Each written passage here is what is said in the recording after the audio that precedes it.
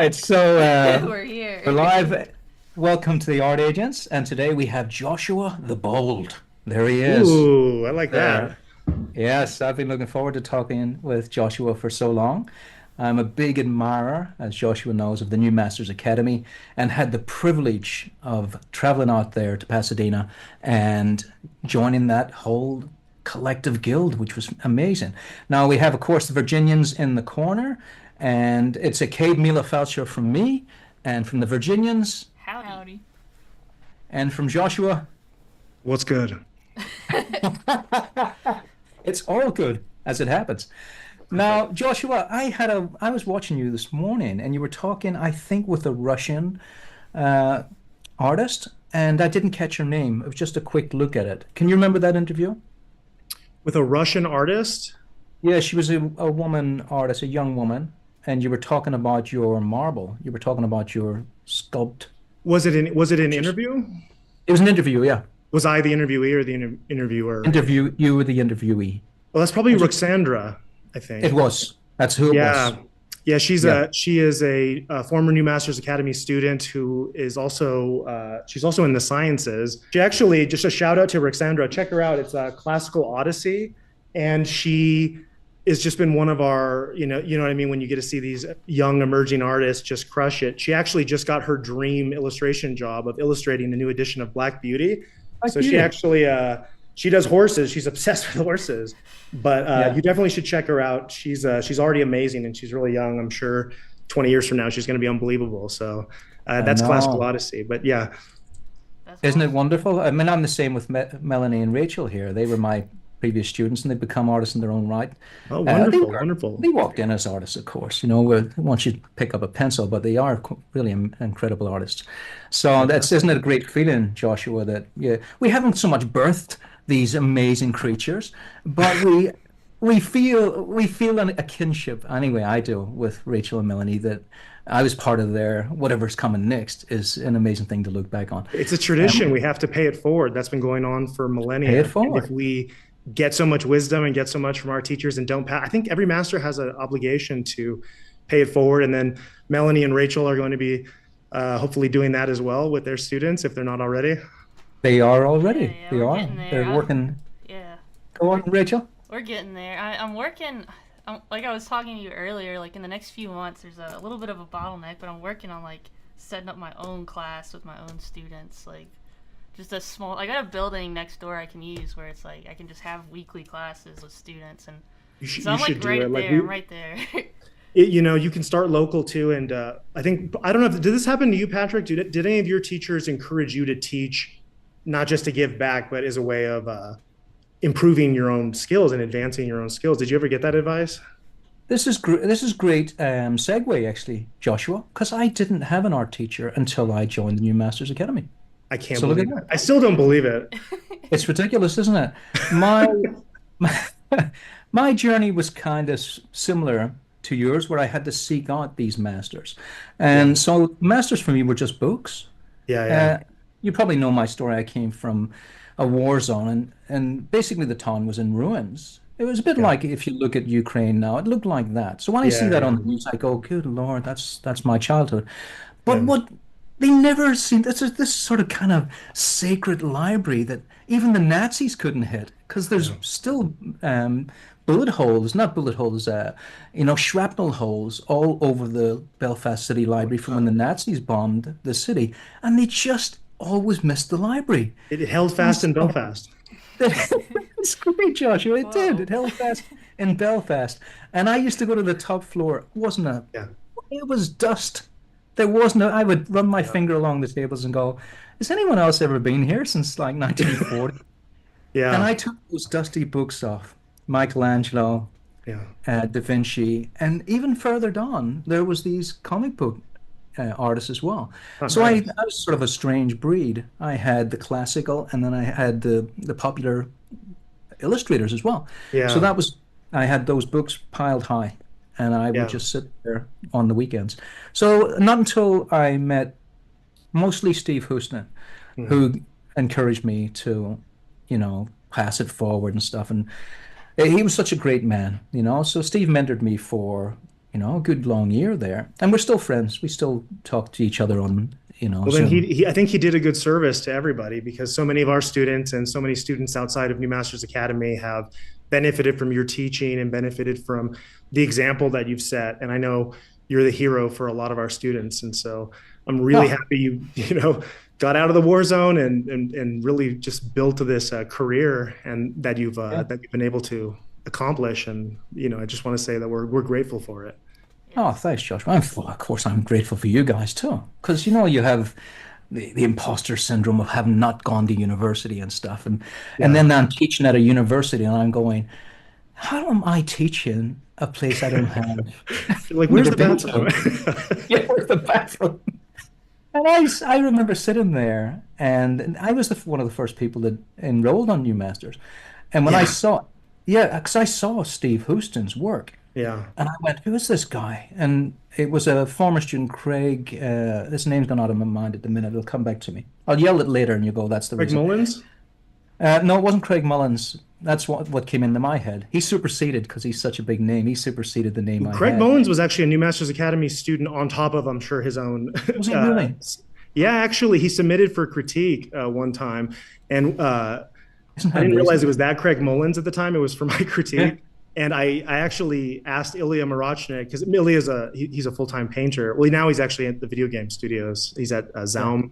But I was asked him to actually do the critique because it was like, how do you critique somebody with I such know. huge status? But I think I mean, I'm sure it's the case with your students too, but you get a mix. You get beginners, and then you get legends, and they wouldn't be as good as they are, I don't think, unless they continue to seek out knowledge and humble themselves. And I think that's what makes a lot of these masters so great is they're never done learning. Yeah. And that's a great point, Joshua, because because everyone grew up in a certain period where they weren't teaching how to draw, Yeah, we're basically learning on the seat of their pants as they went into sure. professional studios.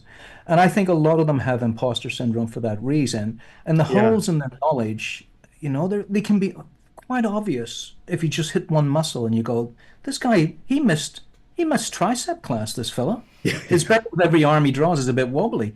Yeah. So, and who teaches that stuff? And the new masters were doing it. Yeah. And so it was Craig We were Elliott. trying to, because at that time, like, I'm in the same boat. I'm in the same boat you are, where I learned through books. Originally, I learned through books and just sort of self-teaching, doing master studies. And I didn't have a serious art teacher until Glenn Vilpu, I was already several years sort of into my study. And it made such a world of difference because I'm sure you can attest to this, but when you are like being self-taught, like you're truly self-taught, which a lot of people were at that time, there are so many things that seem obvious in retrospect that you just Yeah, never, I like, know. how to hold the pencil, how to sit, what's the right pace, how long is the session, and these master instructors and these teachers, people like Glenn and Gary Meyer and a lot of my other teachers who I really admired, like they would work for 8 to 10 hours, and they don't need a break, and I couldn't believe their stamina. But if I hadn't been around that and actually like physically been in that space with them, it would be very difficult to it's behavior modeling. You know what I mean? It's monkey Yeah. see, monkey do. We have to imitate, and it's hard to imitate through a book. It's also hard to imitate through a video, and we work very hard, and I know you do as well, to try to bring that sort of in-person experience. And it's really tough. Like there's a reason that the master apprentice system, the workshop across many cultures, across many countries for millennia has sort of remained similar, and it's really a challenge to learn on your own. So I think even if you have fantastic online learning, even if you're a student at New Masters Academy, I think it's still a good idea to like find a local community, or like Melanie and Rachel, you were just saying, like start your own community. We've Yeah. had Yeah. several people who have started small local schools that have sort of been modeled off of New Masters Academy in different countries around the world, places where there's like no fine art, figure art, institutions or traditions. And so if you don't have an amazing school near you, I encourage everybody to like create some kind of local community, and you can supplement that with online learning. But Patrick, did you end up doing, I mean, I'm sure you ended up doing some kind of in-person training at some point in your career. Well, yeah, no. When's the Yeah, last? That's no. When? unbelievable. Uh, Yeah, no. Is it a yay or an A? Well, it's hard to say. Rachel was going to say something. Go ahead, I was gonna Rachel. ask you a question, Patrick. When was the Yeah, first time that you ever went figure drawing? Like you found a figure drawing group? I remember it like it was yesterday. Would It's right that there be in the it? hippocampus. It's right in the hippocampus. I I was standing outside the Elephant and Castle tube station in the rain at 8 p.m. in London, and I was 20 something. I saw just a ripped off sheet just flapping in the wind, and there it was, life draw. I said, I gotta go. And I went there, and I was so nervous. Imagine being nervous about, I mean, no one else knows me. Why would I be nervous? I can sneak in the back and sit there, but I was shaking. I was shaking like this when I was drawing. I think probably part of it was that, I'd never had any training at all. And, came from a Catholic background. I've seen a naked woman before, but they weren't that prevalent. And now I'm drawing a naked woman with a pencil shaking. But 20 minutes and I went, where's this been all my life? This is amazing. But there was no instruction. So I drew the most horrible looking thing. And yet people came around and they went, wow, you got something there. Well, as a professional artist, I should have had, but it looked awful because it was the first time that I was drawing in a three-dimensional idea, and that was not what I was used to. It was a Yeah. 2D image for me. But I do remember one thing from that. I remember leaving the life draw, and all the people were walking through the halls, and I saw the model way behind us. And she was quite close to us, but it was that awkward moment where do you hold the door, do you not hold the door, because you'd be holding the door for ages. And this guy slowed down to tie his lace or something, and then he let the door swing in her face. And I remember going, that was horrible. And he didn't apologize. And from that day I went, if I ever have a model, after what she's done, I'm going to treat them like gold because she was a brilliant model. Yeah. And that's what I remember from that experience. It was that the models were treated horribly, Oh Yeah. yeah. and it was a collaboration that wasn't quite appreciated. But I don't want to bring it down. I just remember the hippocampus brought it all back there. I can smell it. I can smell the rain from that night. My shirt is still wet, but it was brilliant. I loved it. But going to circle back again, my formal training came after a professional career, which was the new masters. That's crazy. And that's when I filled in the holes. I went, you're not an imposter. You're a good artist, but you missed this. You missed that day. You missed this day. You haven't got a clue about anatomy at all. You just know shapes. And the whole thing fell in like this, boom. And I feel that I have improved. Can we even put a percentage on it? 1,000%? Yeah. Since having from that 10 years of new masters on my lunch breaks. While I Yeah. was teaching, Yeah. Yeah. I have improved so much. That's I think crazy. that And that's such a great example for all of us. I think that even though you were a professional, because a lot of times I think people they sort of once they get full-time work, let's say, like they can kind of stagnate, like their skills can kind of stagnate. They sort of tell themselves that, they've already made it, they're here, they have this dream job yeah, or they have the job that they want, and they stop thinking, they kind of lose that curiosity and that humility, like you were talking about, like studying the old masters in libraries, which is the same thing that I did, but just that humility from really looking at artists who have done it at such an unbelievable level and actually comparing that to what we can do now. And if you don't make that comparison, if you don't study art history, if you're not humble, and if you're just sort of like day in day out doing the work, it's really easy for you to get a tunnel vision where I think you can't really, like, we can't see our own blind spots, we can't perceive. I think Gombrich wrote that, but we can't, each artist is unable to perceive the specific ways in which our work lacks, because if we could have perceived that, then we probably wouldn't have drawn it like that. Yeah. So the fact that you are like willing to like train, add on to your training, or even retraining, I think that that's really, just like we were talking about with Craig Mullins, I think that's really tremendous.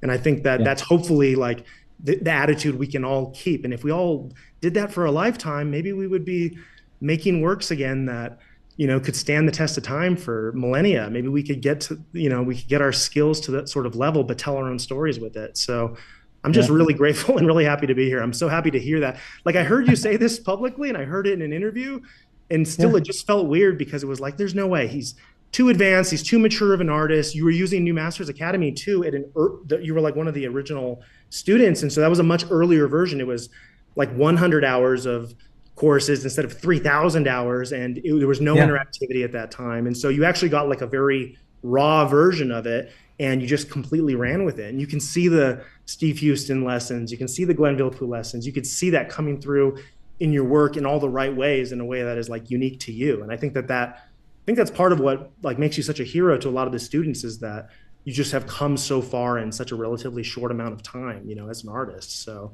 yeah, I couldn't be happier with the whole story.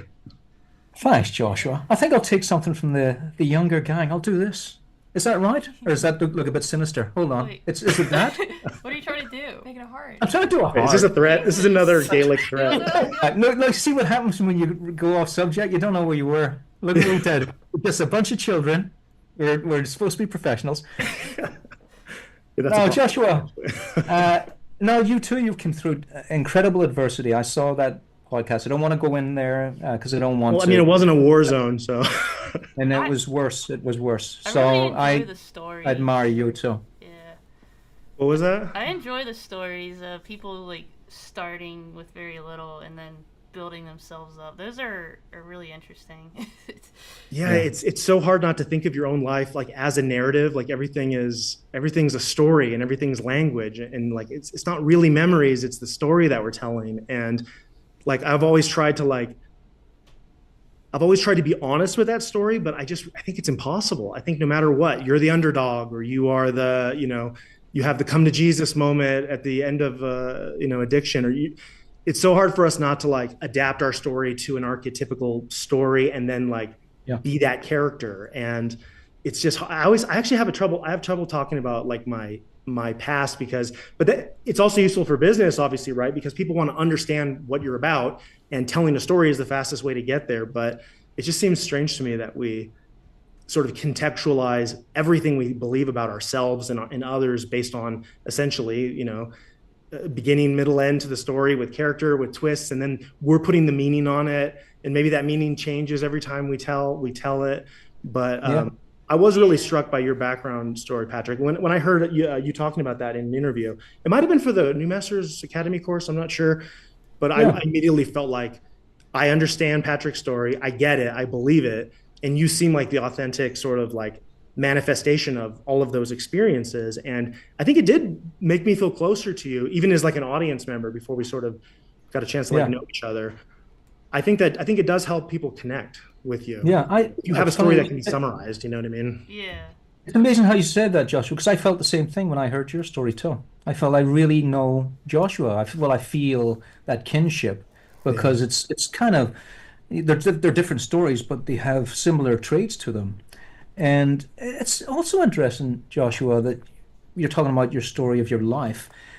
And I've just done a course, one of my own courses, and it's about the power of osmosis. It's the power of, and this is where the New Masters is such a great thing, in that we can copy things, right? We can get the osmosis part. But when you can hear someone speak, when you get the insights, the inner thoughts, and we can see the minutia of it, the minutia is lost in a book. The minutia is on screen when Steve pulls his pencil out and draws every line and tells you why he just turned the pencil. That thing. And I'm doing a course now, and it's all about memory. It's about memory and how we have different functions in the brain, and the brain has got, of course, the long and the short-term memory, and the short-term memory will decide what it keeps and what it doesn't. And it's very hard to learn everything when that short-term memory is turning on and off all the time. But there's that other memory, the motor memory, which is in a different place in the cerebellum, I think. So the motor functions they're working on their own. They're outside of the memories. They're their own thing. And it was just which is why you can't just when you're teaching this course, I'm sure that's going to fill up as usual, but when the students are in your course, you can't just watch Patrick say things that in hindsight feel true and like, oh yeah, totally, and think that I get it. Because unless you're actually doing it on the paper, it's like entertainment. You're watching, like, so I'm sure a lot of people have hobbies, like you watch people make boats out of wood or whatever on YouTube for hours and hours, and you're like, oh, I know everything about like wood boats, but I've never like cut a plank of wood. And so I just want to encourage students, like in this kind of situation, it's like, because Patrick, you're such an amazing communicator. Like I don't know why you don't have, you should have like the largest platform and the largest audience because you have like every ingredient that you would possibly want in a teacher and in an artist. So I'm sure that we're just like seeing the beginning of your career is amazing as the things you've accomplished. I'm sure it's going to keep skyrocketing. But I think that you're so great at that. And Steve Houston, the same thing. He's an unbelievable communicator.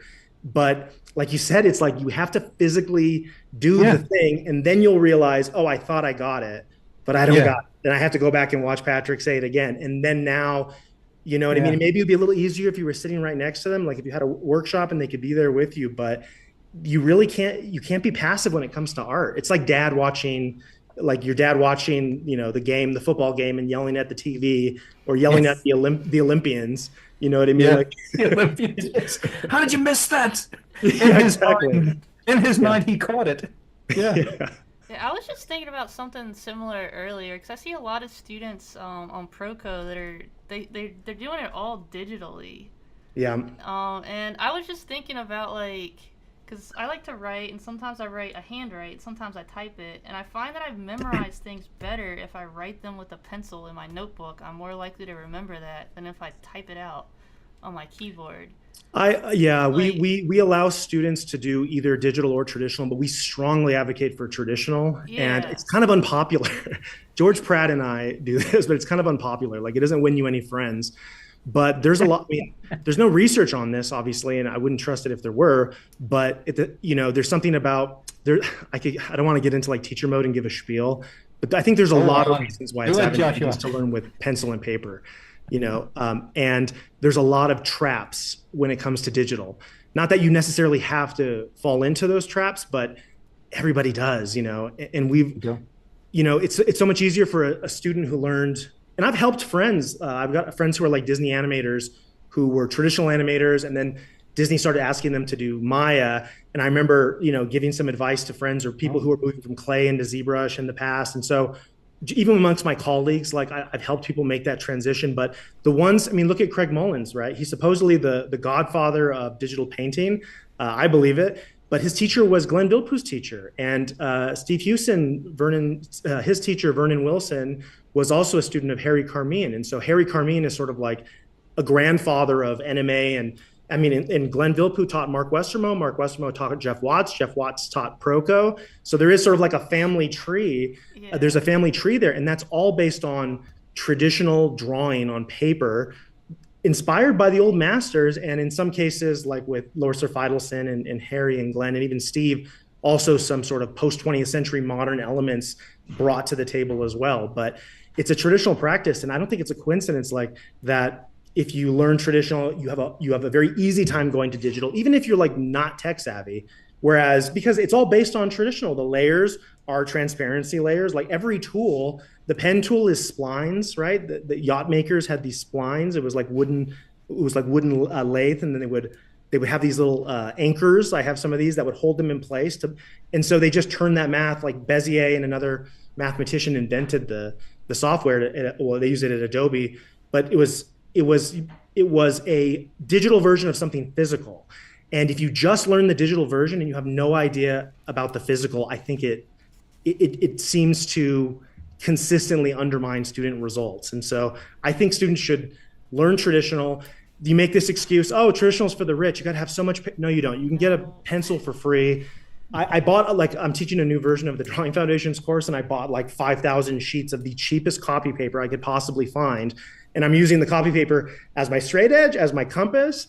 I'm using it for transparencies. Like, there's no excuse. Like, copy paper, tracing paper, these actually are great papers. Like, they're great yeah, to draw on. You don't you need, really are. a $10 sheet of parchment or something like that. So anyone hearing this, learn traditional, and then you pick up the digital skills. It'll make you so much more versatile. And if you got imposter syndrome, and it's because you can't draw on a napkin, like maybe it's connected. Maybe you should go back and sort of learn how to do it properly. And all of this advice is cliche for a reason. It's not, you know what I Yeah. mean? It's true. It happens to be true. Yeah, you brought two things up there, Josh. It was funny because Rachel was telling us about how she got her pencil out, and this popped up on the screen right here. A quill. whoa, Oh Rachel, yeah. we're go going get there. yourself a quill now. Yeah, we Well, have wild turkey on the ranch, and so they drop quills. well, I called them quills. They're feathers, and so Yeah. we have an apprentice, and he would collect them. He would be collecting like deer skulls he finds, and then we Oh, would cut yeah. them and turn them into modeling tools for modeling in clay. And also, he was finding these great wild turkey feathers, so I started making them into quills Yeah. to draw with. That's cool. That's free. Yeah, that's You don't need amazing. money. You don't need money. The cheapest paper is always the best to draw on anyway. Yeah, I think we're You know, probably stepping on newsprint. everyone's business right now. We're like, you don't need a brush pack, you don't need this. Yeah, you don't need that stuff. You Yeah. don't need No, shoulder no. shammer board. A piece of newsprint. You go get it from the delicatessen. But there's a good. I have a real world example. I don't want to steal your thunder, Joshua, but it is a segue to what you've just said and how Please. important drawing is.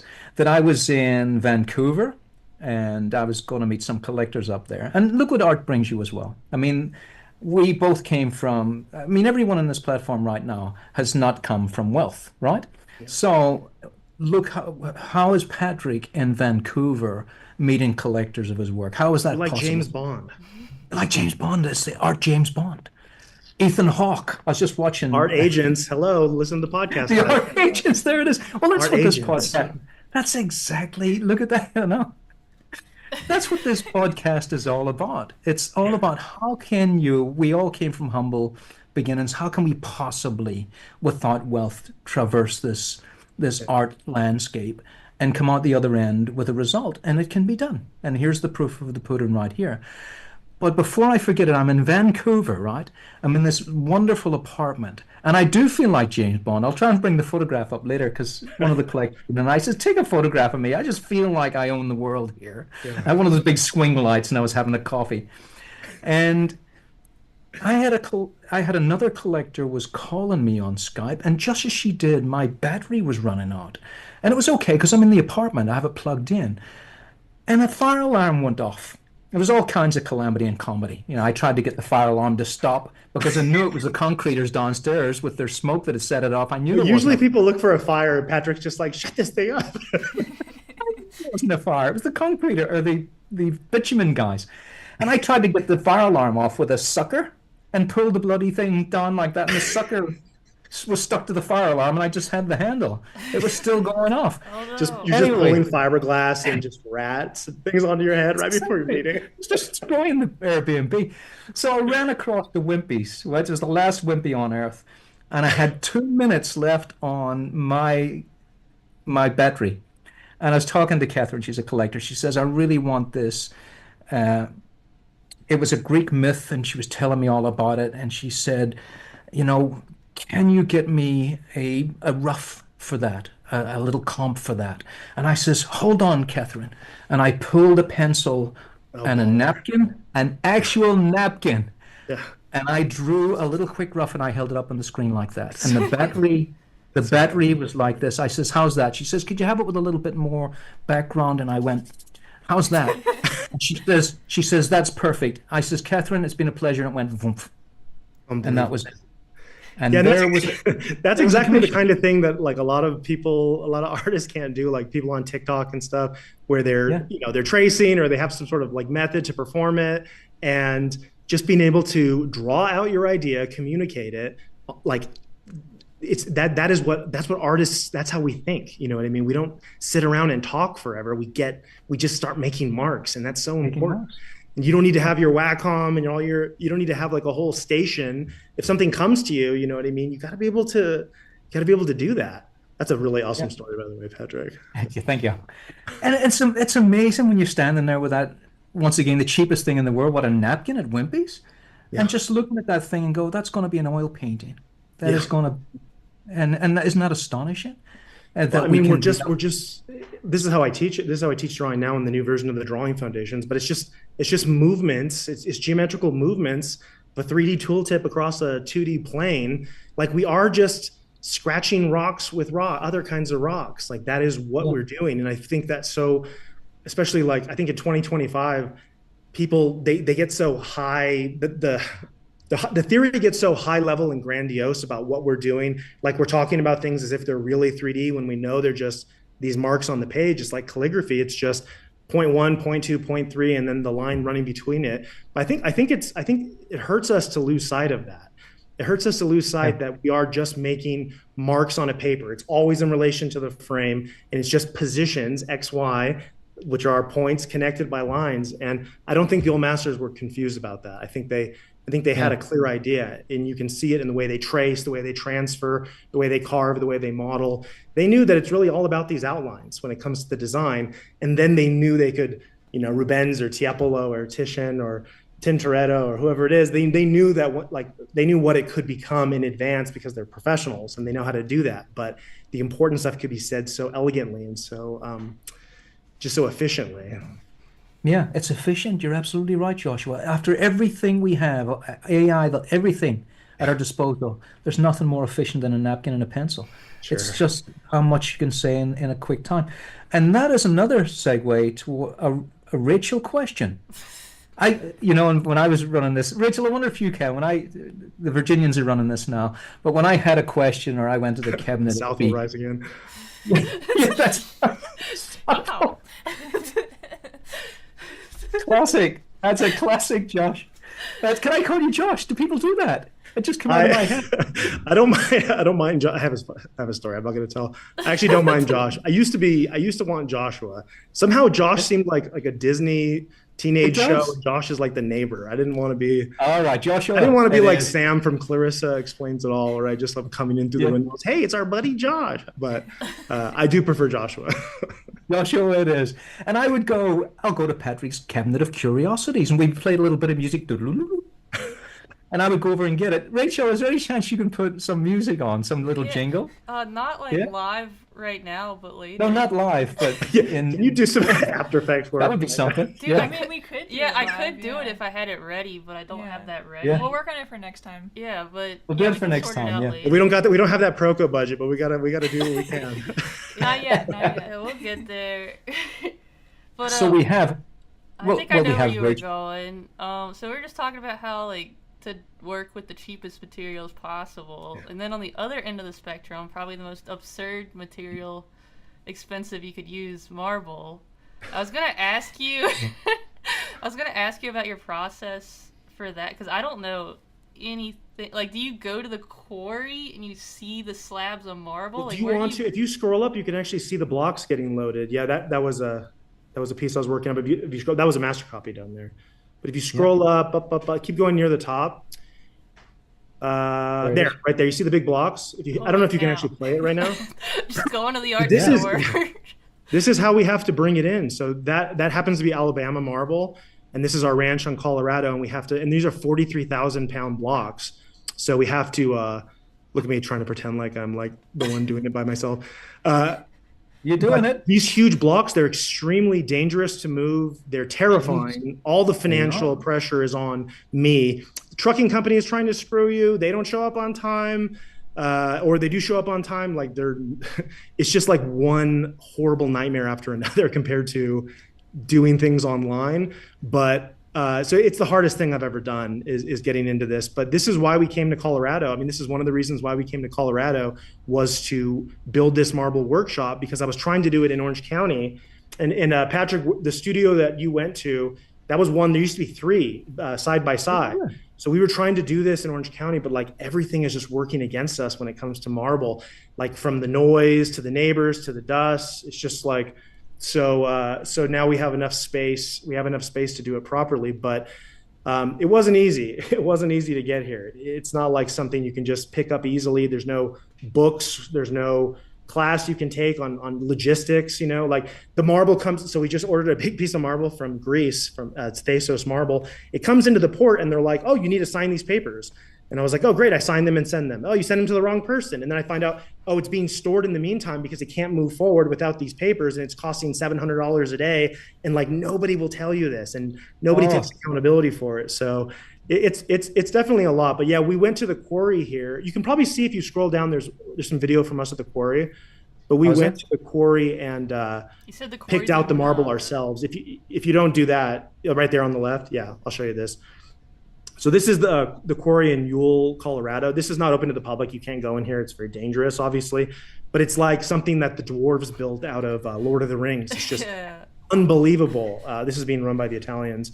And so they're dropping these enormous blocks from the ceiling onto huge piles of sand below. And so and this is the Alabama marble. This is basically where we got our marble from.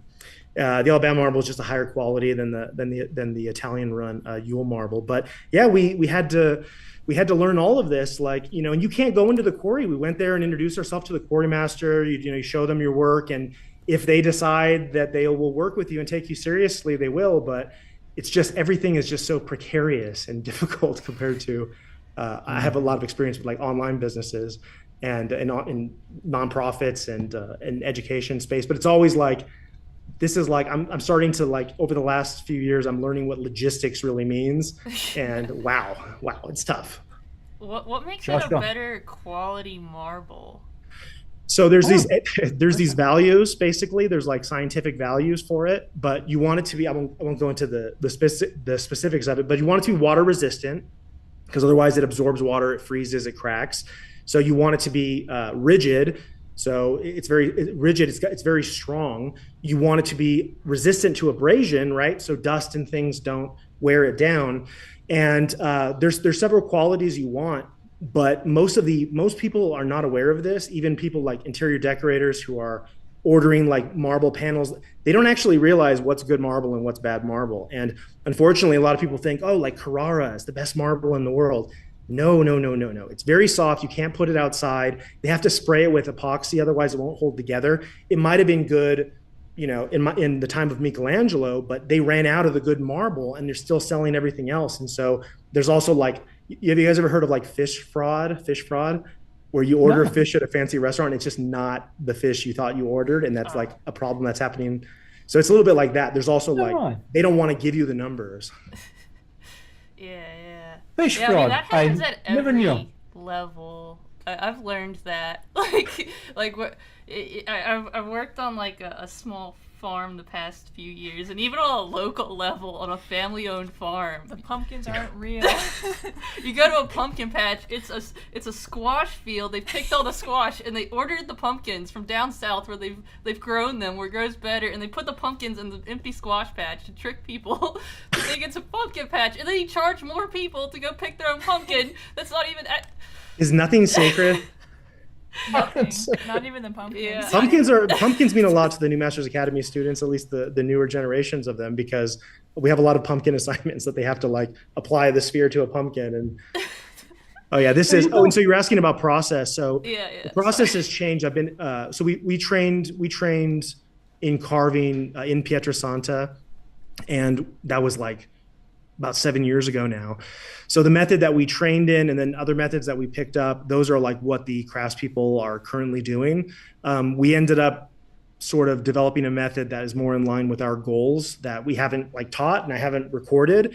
But currently the method that I'm using right now is orthography. So we essentially have like a prism, which is your block, and then you can grid up and position points, which is like the front view of your sculpture in orthography, so no convergence, and then the side view, the other side view, the rear view. And then you start removing the biggest chunks you can as fast as possible with precise cuts, because you know exactly where the sculpture is going to go. So you remove as much material as possible, because it takes so much time to remove the marble, even with tools, that you don't want to waste a second on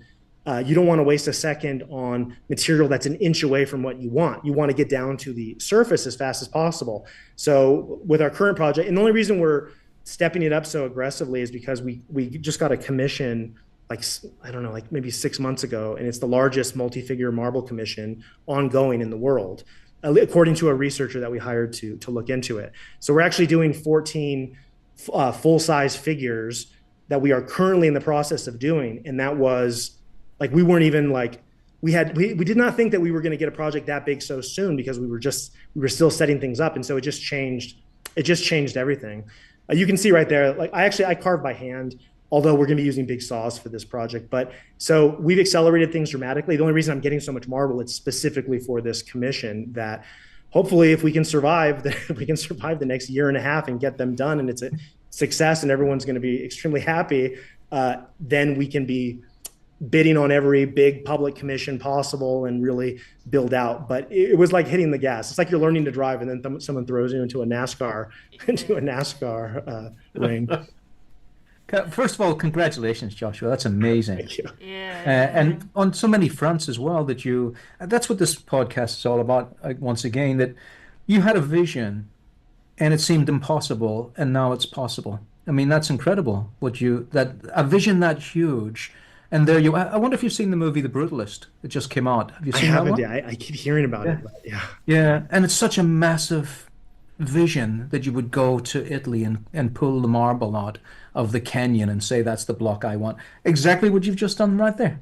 And that just well, took me. I read Michelangelo's whole life story, and like when I was first learning how to draw seriously, I copied every drawing from these facsimiles of his drawing collection that I got at Casa Buonarroti when I was in Italy. So there were these huge volumes that were made in the 70s, and I just started copying every single drawing. But like reading about my heroes, like using their life story as inspiration, that's what gives me the courage to do it, because I know Michelangelo almost got wiped out in Carrara. He dove out of the way of a block that was falling. He almost got killed. Oh. I literally almost got squashed by an industrial robot like last week, and it was very scary. And there has been several mishaps where like it's really dangerous to deal with this stuff. But like thinking about, well, if Michelangelo did it, I can do it too. Just like country singers are always like, did Hank Williams do it? Well, if Hank Williams did it, I can do it too. I think those heroes are so important. And you know, if I got squashed or if I go bankrupt trying to do this, whatever, at least I'm a good example for my students and for other artists that, you know what I mean? Like when you're growing up without anything, Patrick, tell me if you think this is true, but when you're growing up without anything, it's hard, but you don't have that pressure of losing things, you know? I have this many followers. I have this many people in my class. I'm selling this many, you know, artworks a month. You know, I have this YouTube channel, whatever it is. Like the fear that the numbers are going to go in the wrong direction. You're going to lose something. That's like an extra weight. And in some ways, you know, when you have nothing, it's a little bit simpler. And I think as you get older, things tend to get more complicated in your career. Yeah. And you have more to lose. It's like, why am I taking this risk at this stage of my life? I have to keep reminding myself of the goal that I set out from when I was young. I have to keep remembering that goal, because on paper, it's really, I mean, let me give you an example. I sold tech stock to buy that Greek marble. So, you know, I endorse that message.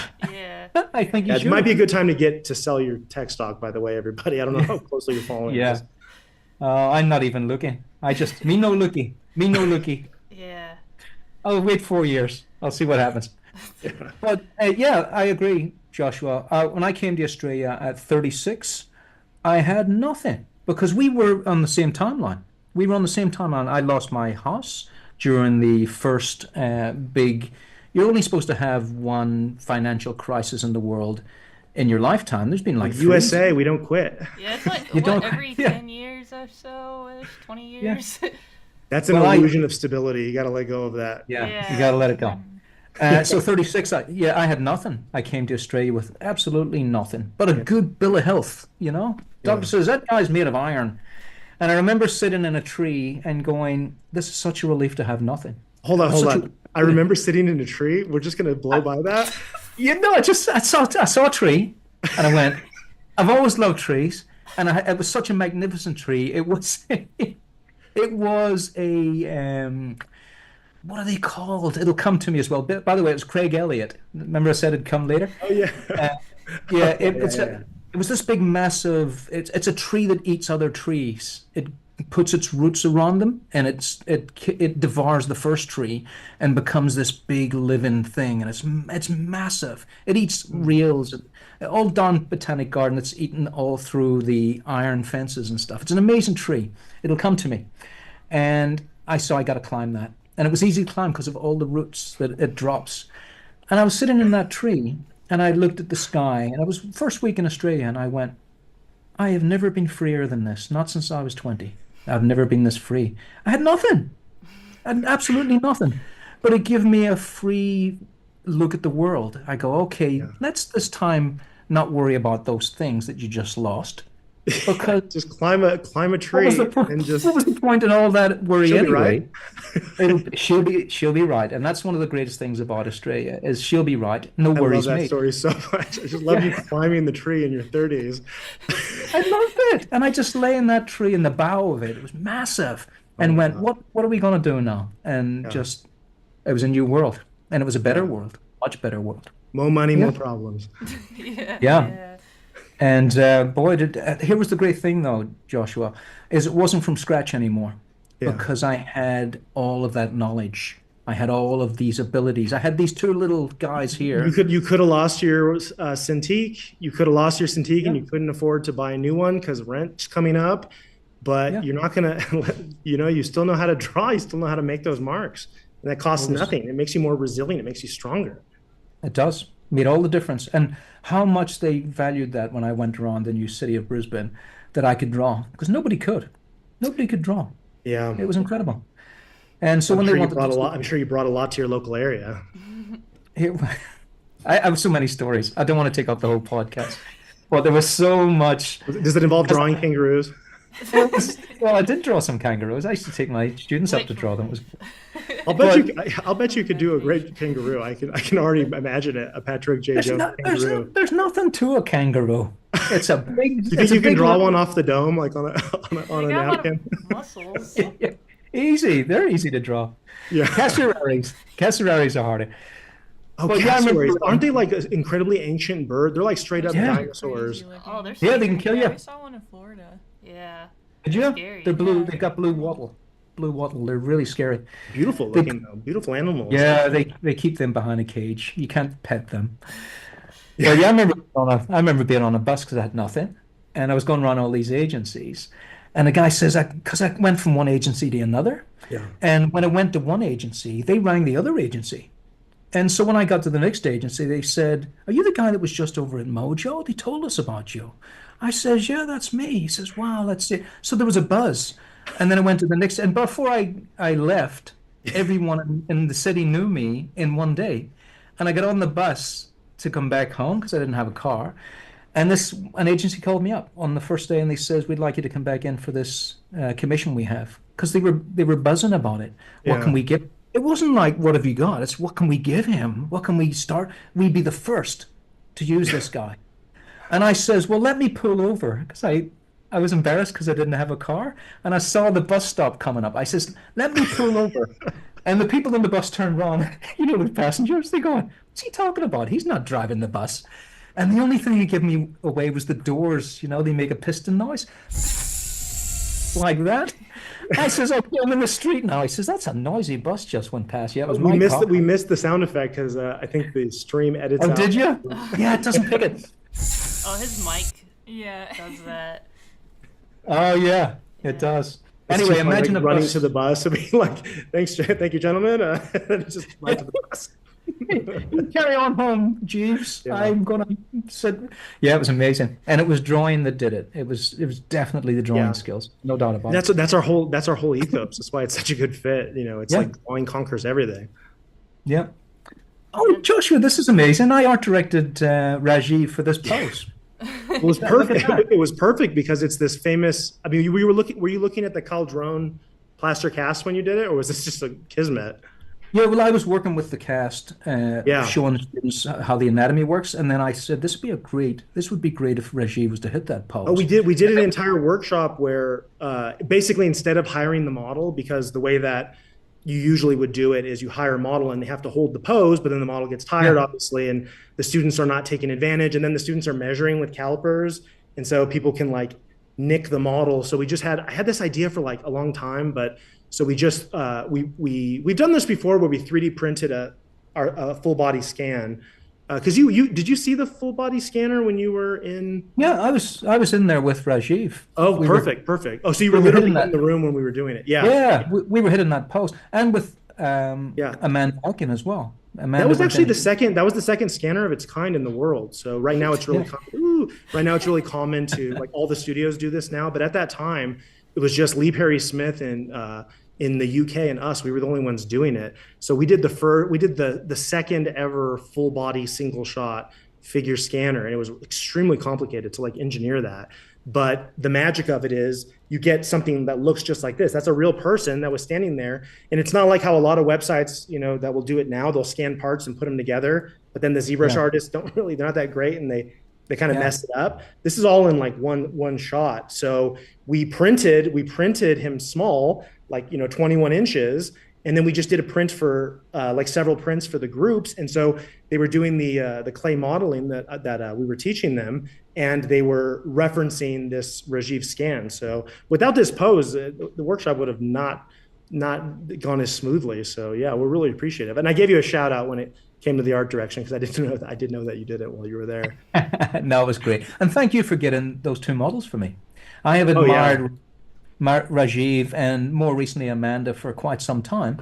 And I asked you guys, could we have them? And you got them. You got them for me. I know why you asked, because you probably have drawn them so many times, and they're like legends. They're characters you've used. You probably used them in your art, and you want to, it's got to be right. Normally we don't get specific models for specific classes, but we had to do it. Yeah. To do it. I appreciated it.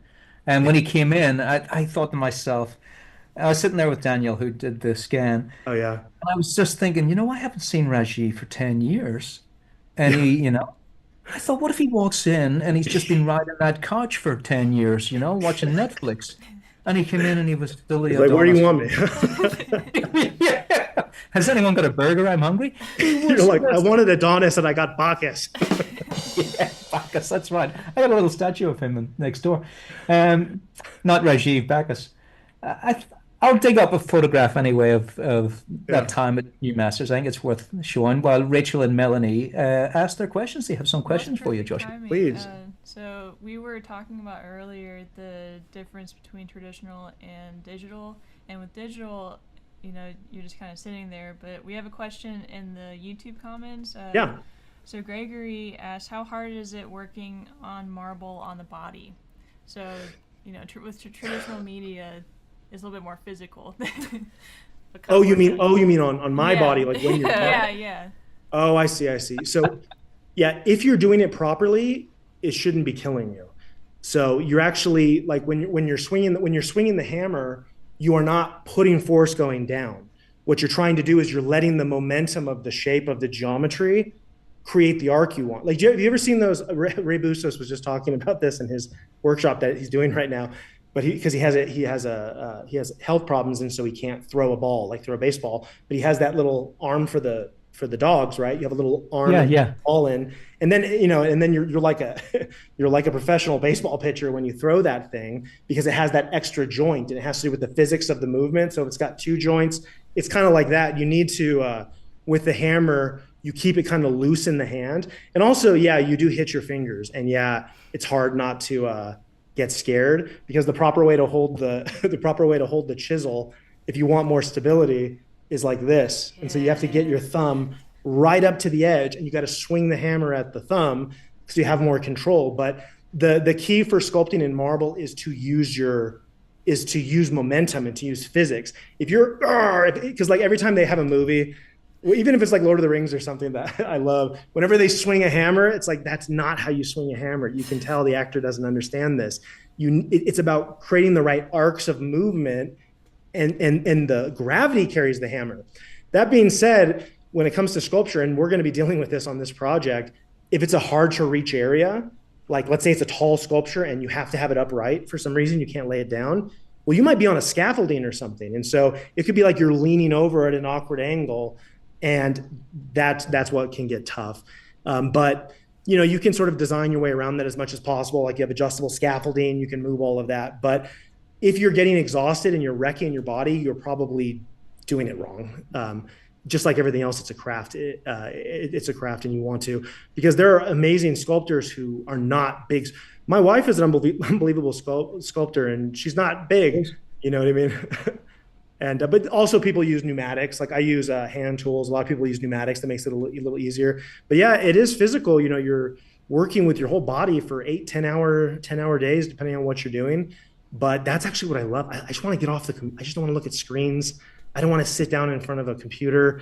I want to be, nothing makes me more happy than being in that, barn out there that you saw in the video, and playing music or not playing music and just working on this thing with my hands. Like it connects me with something that's very primitive and very like, you don't get that. You don't get that drawing digitally for sure, or ZBrush, you don't, or freeform. You definitely don't get that physical feeling of it, because you're feeling the material. It's the sense of touch, like that's so key. And it's just, I don't know, it's hard to describe, but I do recommend it, even as a hobby. Get a small stone and see if there's a local place where you can learn stone carving.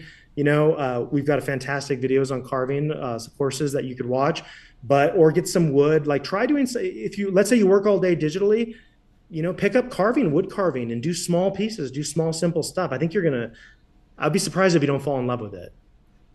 Yeah. I'm in love watching it. Like there's something about like watching people do that too. Like I just like watch someone working all day like that. Like are you familiar with the new World War I memorial in DC? Sabin Howard, yeah. Yeah. And I saw the pictures of that guy. He's got some gnarly thumbs because he's just been carving with clay, and you can see his thumbprints in the statue. Yeah, actually, I think I've got I'm in the. This is from the National Sculpture Society, but this is the feature that they did on his work. Yeah, he spent 10 years on that. Yeah. Well, we're in a similar position. We've got 14 figures and 2 years to do it, and I don't know what his original schedule was, but it's 10 figures.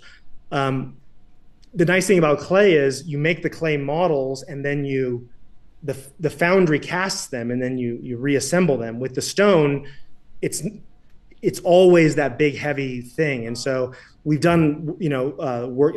That's more common. If somebody says they're a sculptor and they do figures, for example, they're probably talking about clay in the foundry. But the challenge there, and I don't know if Sabin ran into this, I haven't asked him about this, but the challenge there is that the foundries have lost the skill. Just like every other field, the skills have gone way down. And so the foundries are ruining your sculptures, and they have people who are not trained. Or even when it comes to stone, when they're using robotics, like there's a place in New York, there's a few places that use robotics, and then they have like teenagers clean it up, and they're like ruining it. And so there's a big crisis of craft in the sculpture world. So it might seem easier to do clay and then the foundry casts it, but it actually is more of a nightmare, because they're going to screw it up. And to watch somebody else, imagine, Patrick, if you were doing a painting and someone else just came and like scribbled over it and like screwed it up, and you can't fix it because it's, you can do some amount of chasing.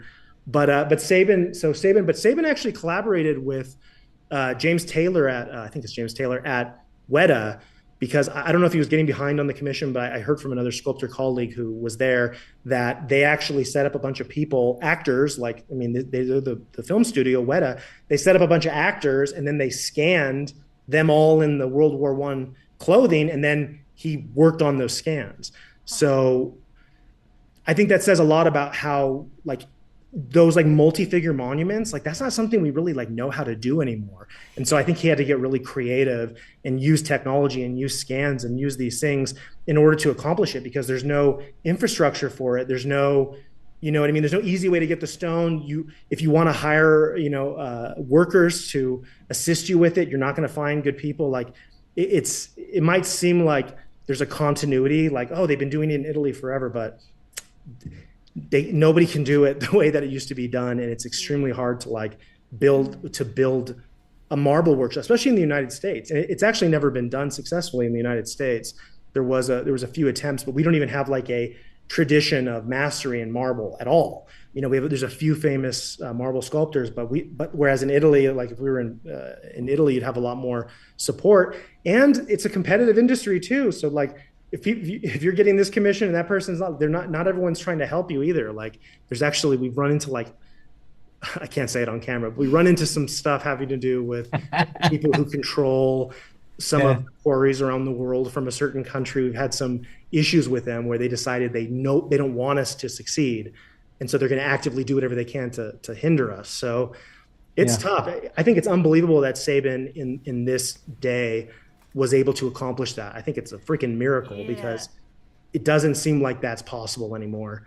And I can't imagine how hard it was. Imagine spending 10 years of your life on one commission, for example. Yeah, and it's, you know what I mean? You've already committed to the style. Maybe it could be torture. Maybe you don't want to work on it some days. Maybe you don't want to.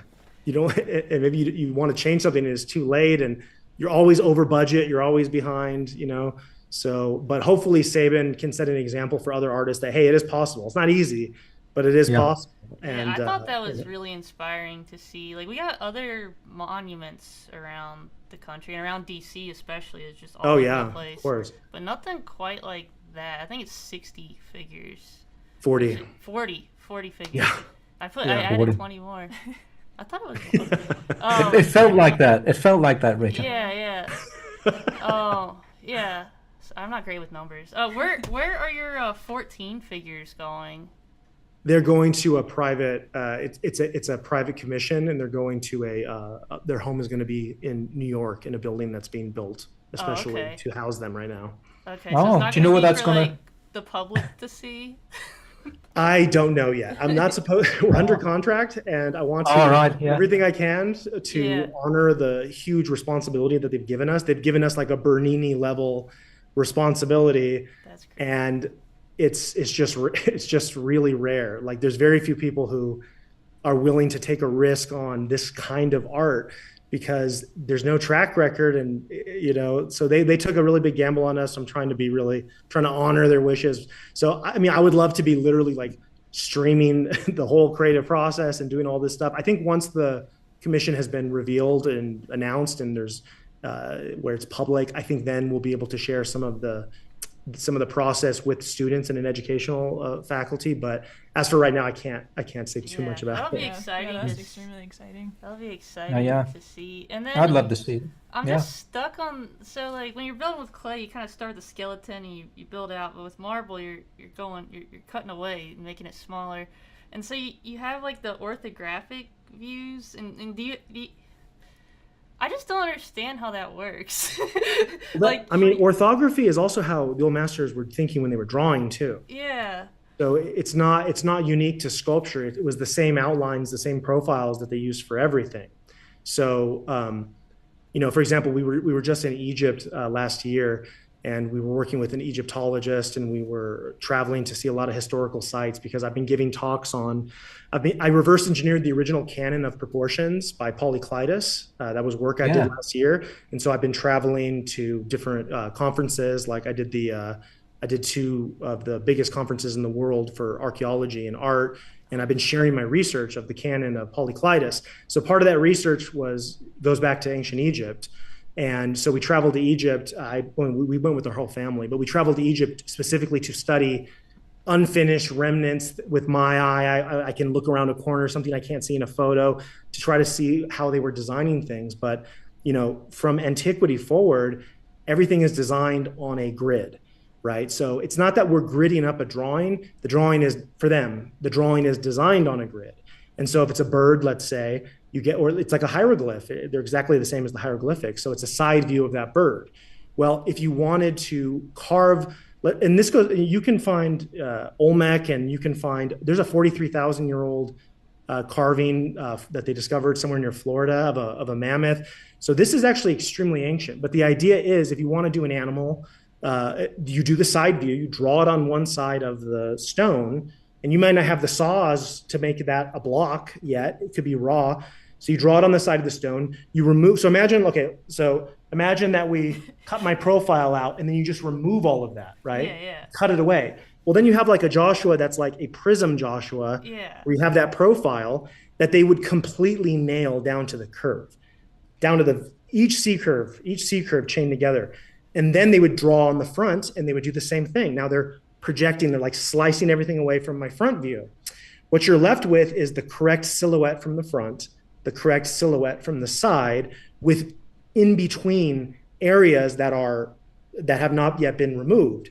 And then they use the concept of cross section. So imagine cross sections if you slice me transversely. So cross sections on how we remove the rest. And they also have special curves, so special design curves, special profiles that are not, because the most important profile of the head is this, right? Because it's a line of bilateral symmetry, and for lots of other reasons. But they also have like other lines, like you see it in those ancient sculptures like this. We all know this one, right? Come up around the brows. I mean, Patrick does this. Come down the nose right here. There's probably a prism So the point could be at the hairline, or the point could be lower. If it's Eastern, if it's Buddhist art, the point could point towards the third eye. But they've also got like a pyramid that encapsulates the nose and the mouth. And then every single feature is just defined with contours. It's just 3D curves. But those primary curves start with the profile and the front view, optionally the top view as well, and then you remove them. So that's like the traditional way that not only sculptures were carved, but literally everything was designed this way. Leonardo was designing heads this way. It wasn't the way we think of it now, where it's like you are creating a mannequin and then you're maybe creating smaller and smaller forms.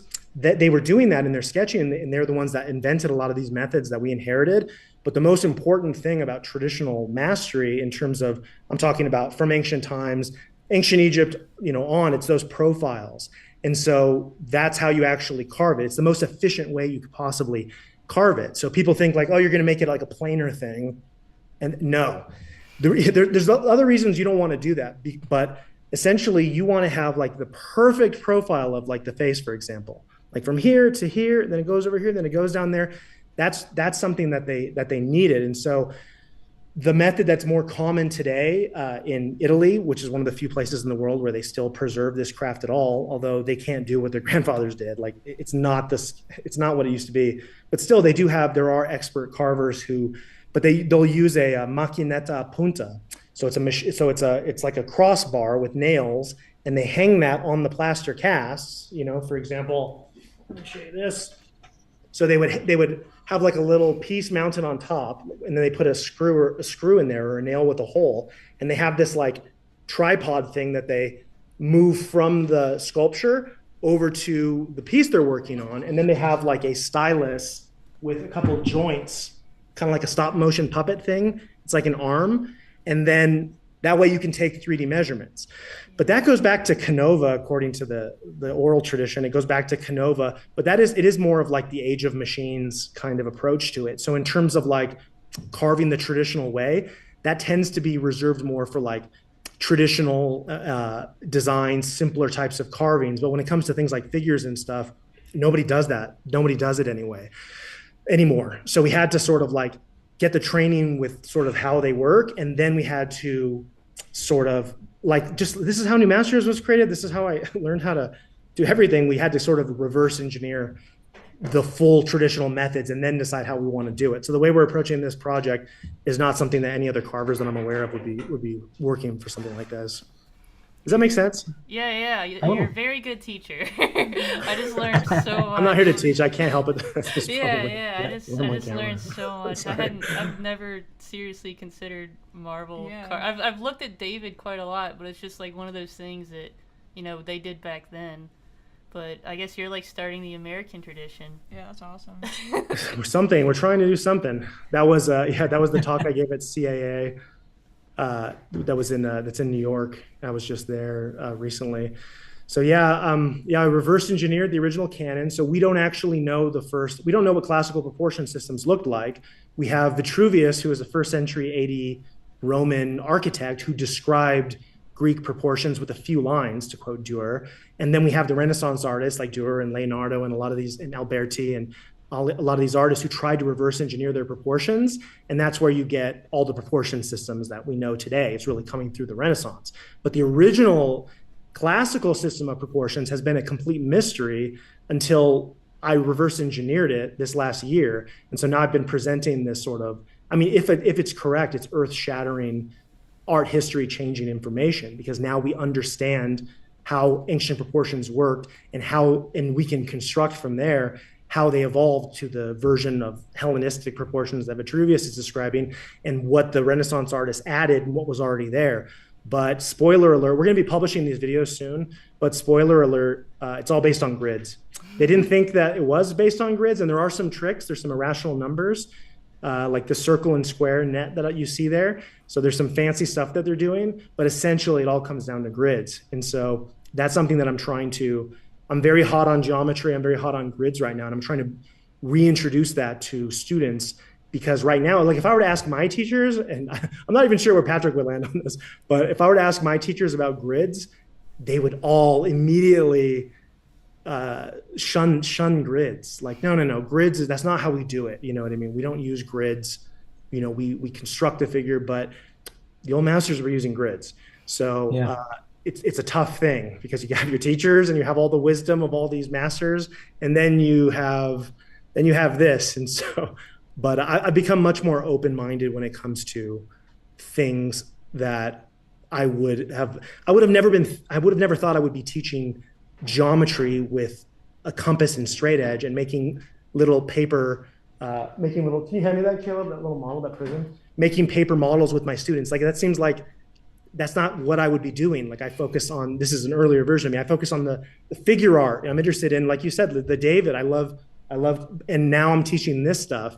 So I've sort of come like, no pun intended, full circle when it comes to grids, straight line construction, measuring, all of this stuff I've completely flipped on in the last few years, which is it's very tricky because I'm also doing this as I'm also trying to be a good role model for the new masters community. But it truly has changed the way I think about things. This research and other research that I've done like it. Yeah. And there is the danger of teacher wars. You always hear, oh, I would never touch a grid, or oh, I would never trace a photo. I've done it all. I've done it all. And we could even do a little bit, but at the core of it all, if you can't draw, Yeah. all of that stuff is irrelevant. Yeah. But we could all say together, couldn't we? The great Glenn Vilpo, there are no rules. Just tools. There's only tools. There's only tools. And look at the tool used here. I would have tried to make something out of that support, wouldn't you? Like a tree. So you're talking about the support of this is a Roman copy. We don't have the original Greeks, which would have been bronze. But the idea with the support stump, we're actually designing these right now. So like I'm literally working on these right now. Yeah. So the idea of the stump is look, the ankle is too thin on the human to support itself in marble. So so it will fall apart. The David is falling apart right now. It's a serious problem.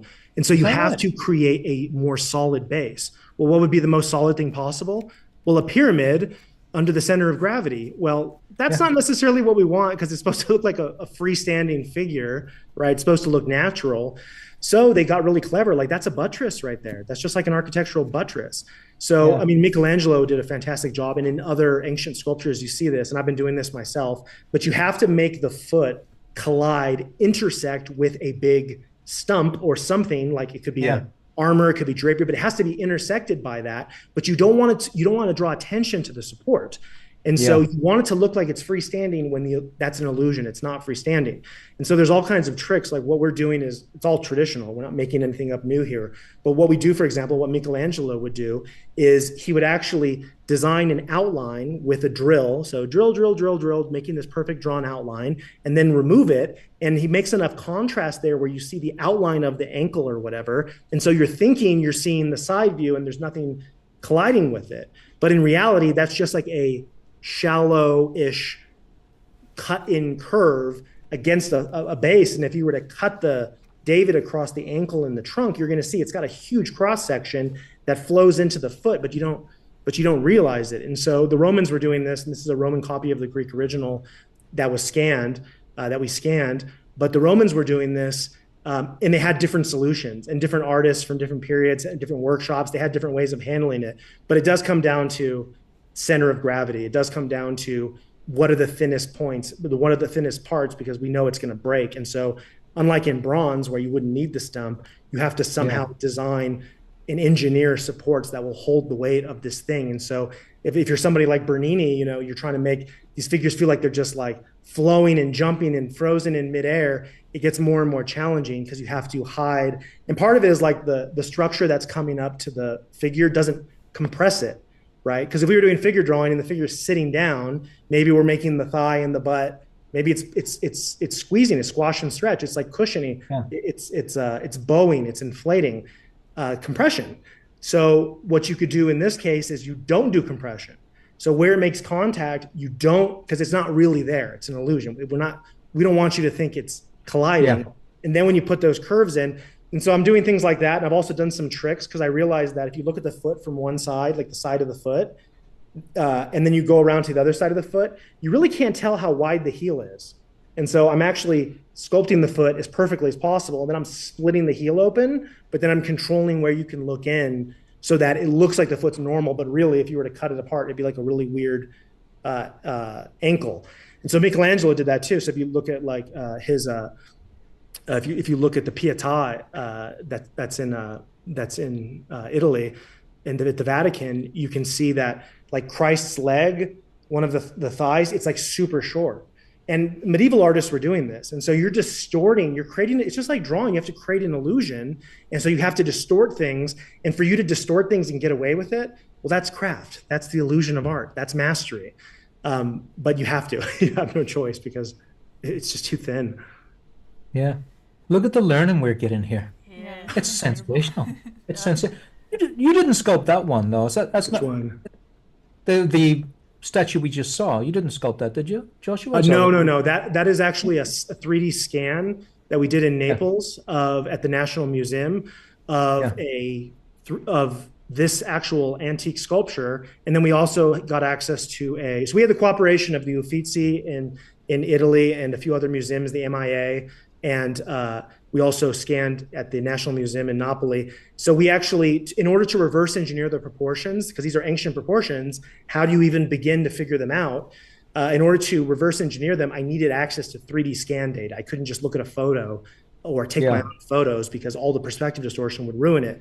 And because I had a strong suspicion that the answer was orthography, that there would have been an imaginary, it's now imaginary, but there would have been a flat block with the drawing on it, what I just described to you. Because of that, I needed to get a 3D model. There's no other way, because there's no way to take an orthographic photograph. So once I had the 3D model, I was able to digitally create planes and take measurements, but I also was able to 3D print it and then take measurements using my sculpture tools as well.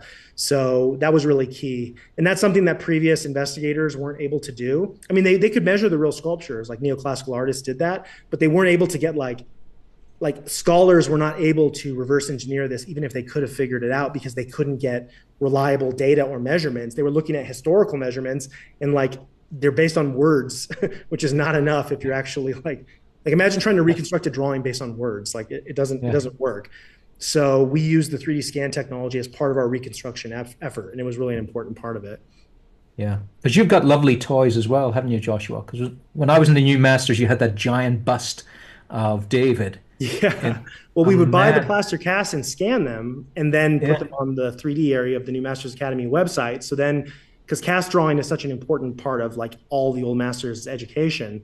So, and then we know that not everyone is going to be able to, throw down hundreds of dollars for a nice cast. So we integrated it like 12 years ago. We created the 3D model viewer. This is before Sketchfab, actually. We had our 3D model viewer where it's as if you were looking at the real plaster cast in front of you and you could study it.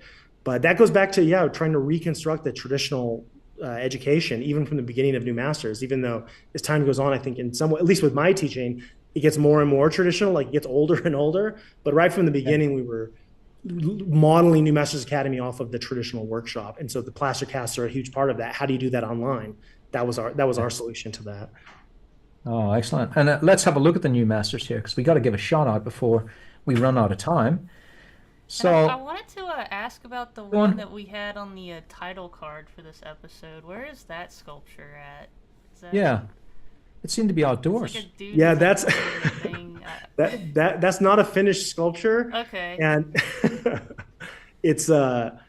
it's hard. I never want to show sculptures before they're finished because it just like screws everything up, like psychologically. It like saps your Sorry, energy. did I blow it, Joshua? I found No, absolutely not. But it is like it's not finished. There's like the drapery hasn't been added yet. But yes, that was a piece I was working on like 6 or 7 years ago. Oh wow. And I want to finish it one day, but I would do it very differently now because when I designed that, this was before I had the orthography. Some of those videos are actually of me carving if you want to see any of those. Yes, that's fun. I was looking for that play card actually. I think I got it from here. Yeah, I was looking for this from the start. Here it is. Here's the technique. Yeah, so this is not the technique we're using now, but this was the technique that I was trained in Italy, and the technique that this is me applying it to a master study. Because if I can't even replicate those types of surfaces and those types of forms, then like I have no hope at all of doing it with an original design. So I spent quite a bit of time doing some really deep dives into sculptures, and this is obviously Venus if you don't recognize her, that's Venus of Milos, based on a plaster cast that I have. But it's really.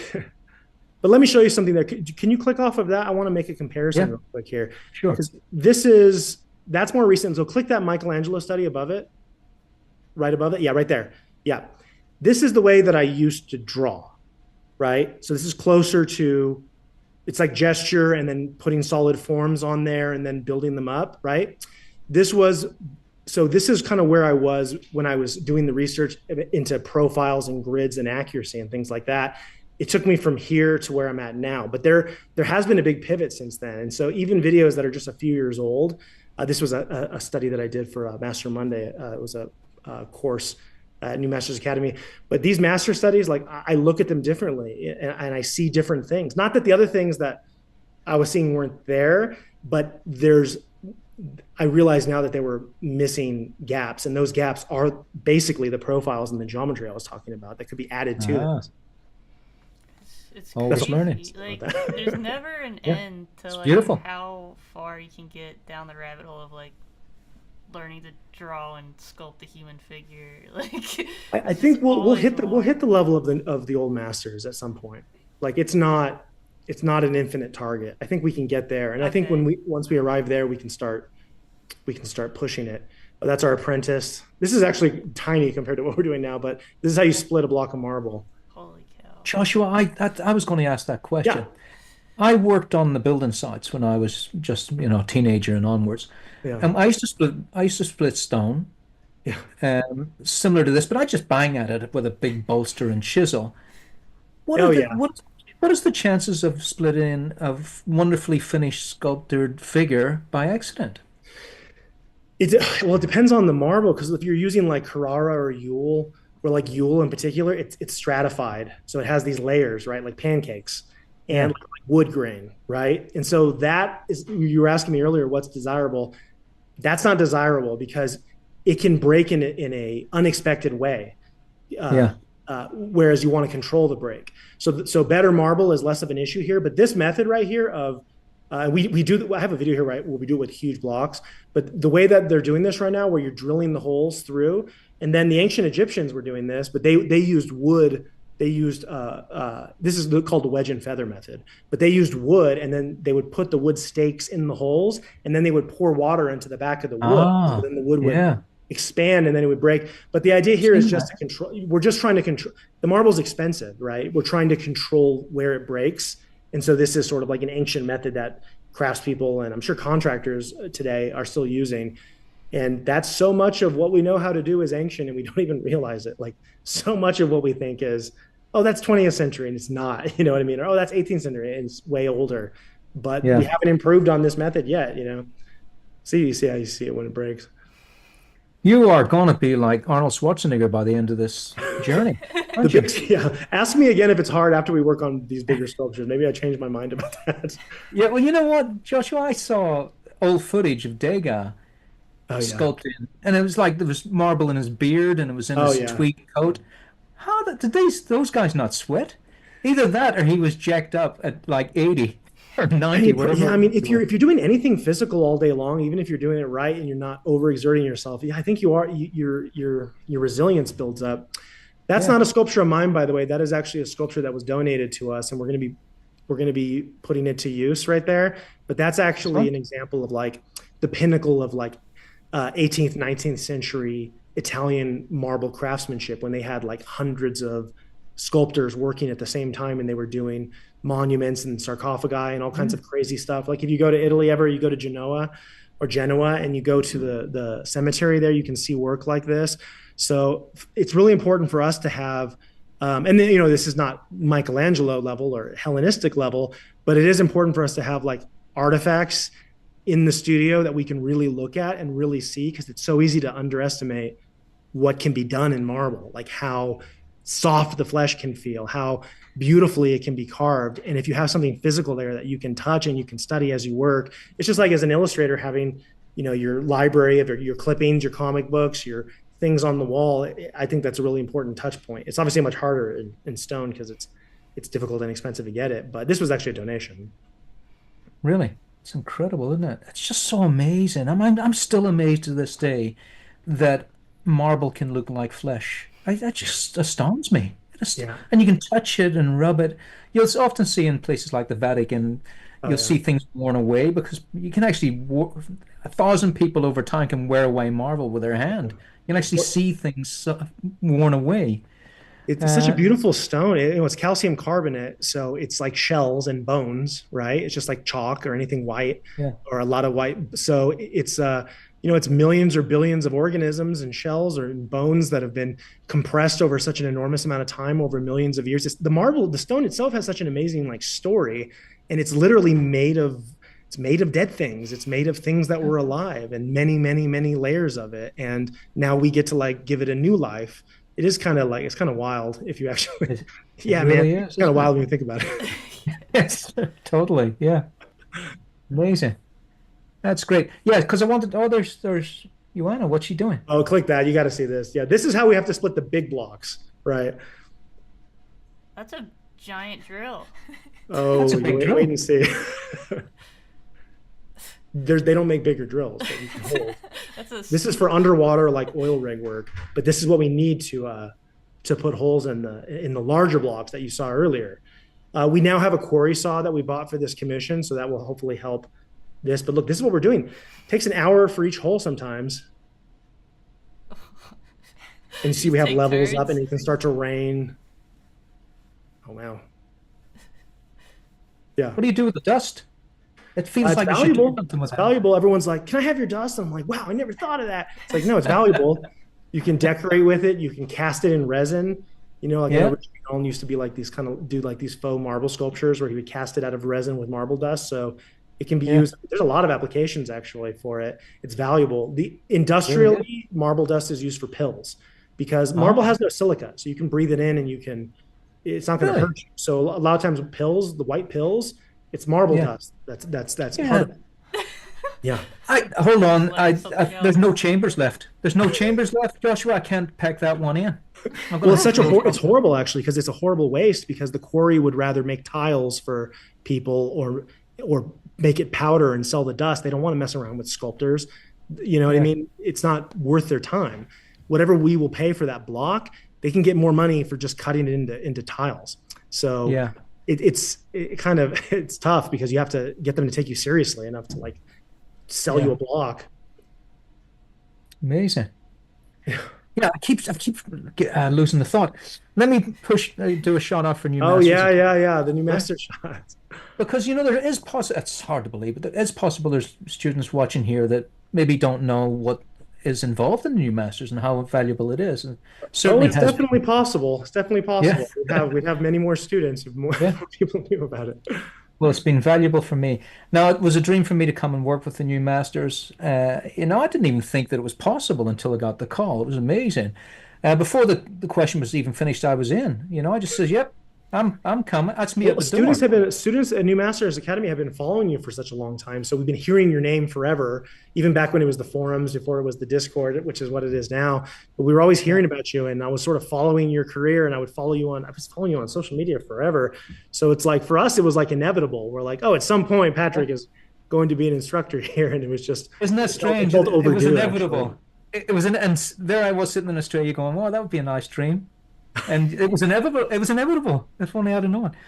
Your Uh, courses, I got to say, your course is unbelievable. And everything you've been doing in your teaching for the New Masters Academy has been like a tremendous improvement and a personal, you brought something completely different than the other teachers, but still within the spirit of what they have to offer. And so I think you made New Masters Academy a much stronger school and you've really contributed to that legacy from when you were using it to when you contributed. There's a very short window to be able to, yeah, 'cause I mean, you know this, but a lot of teachers, their students are doing the style of the teacher, and then they sometimes go off and they teach like a version. I mean, look at Glenn Vilppu. How many students does Glenn Vilppu have? Drew yeah, Struzan, for one, Will Weston.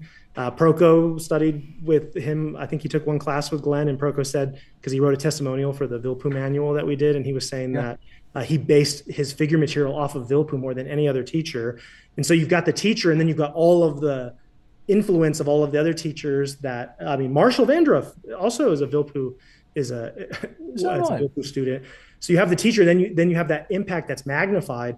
But I think often teachers don't add that much to what they got. They're kind of like Leonardo said, it's a poor pupil who does not surpass his master. Yeah. Like it's all of our jobs to get better than our teachers. Well, who got better than Glenn, or who got better than Yeah. like with some of these masters. So I feel like on some level, like we need to like step up our game. And I think you definitely have done that, and you've done that in like record time. So I'm excited, like when you're the wise old master Yeah. that we're asking to give a talk. I wonder what your work is going to look like then, because it's hard to Oh imagine. boy.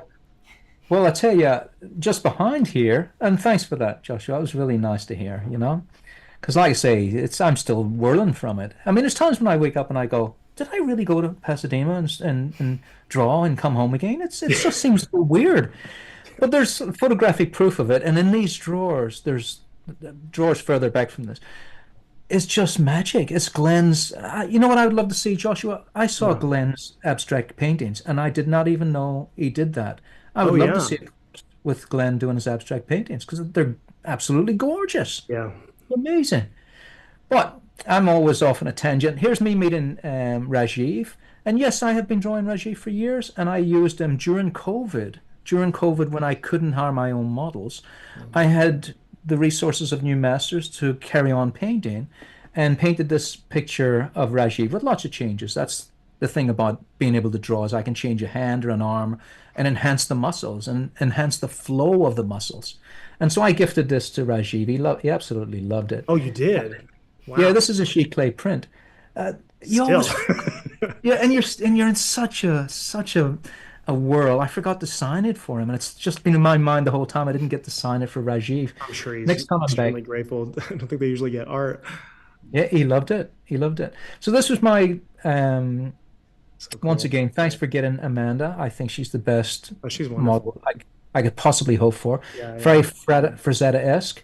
yeah. And I don't know this Shout out guy's to name. Amanda. Yeah, Amanda Aiken Yeah. and And Rajiv. this oh the stuff she's doing too. Did you see her? She filled the Hollywood Bowl this or the Oh yeah, Hollywood she yeah, yeah, oh yeah, oh Kodak yes, yeah, yeah. yeah, the She's a Kodak singer for Theater. Final Fantasy, right? Yeah.